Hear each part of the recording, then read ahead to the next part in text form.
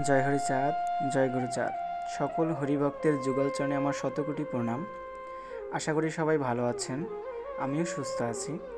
আপনারা প্রথমে দেখলেন যে আমি একটি পুকুরে ডুব দিলাম।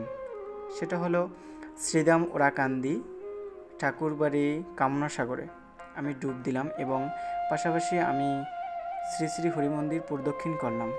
কিন্তু এটার তো কোনো বিশেষ কারণ থাকবে, অবশ্যই কারণ থাকবে।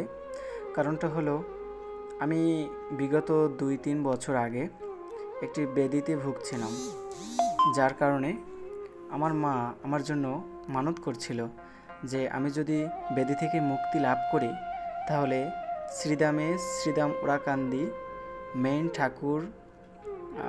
ঠাকুরঘর আর কি, মেইন মন্দির প্রদক্ষিণ করে একজোড়া কবুতর দান করবে।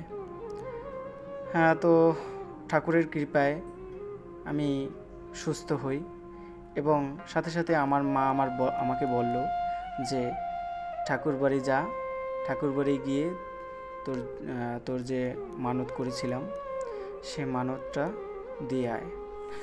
আমি কোনো কাল বিলম্ব না করে আমি অতি সত্বর আমি আসলাম আমার 2 মতুয়া দাদার সাথে।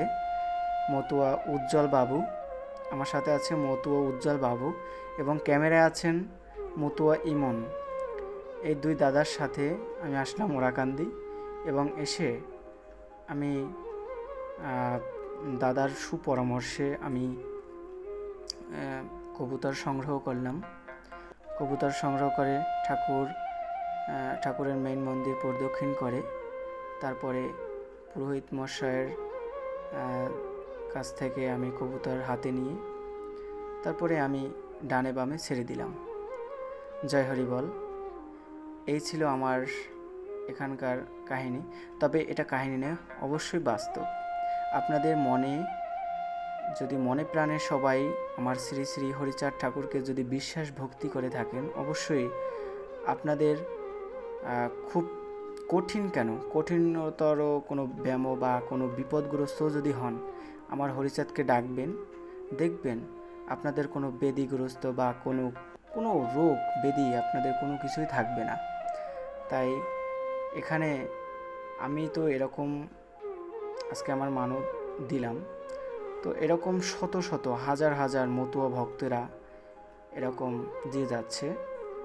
তো যার যার মনের বাসনা, মনের আকাঙ্ক্ষা পূর্ণ করবার জন্য এরকমই তারা তাদের মনের ভাব অনুসারে দিয়ে যাচ্ছে। জয় হরি বল, জয় হরিচাঁদ, জয় গুরুচাঁদ।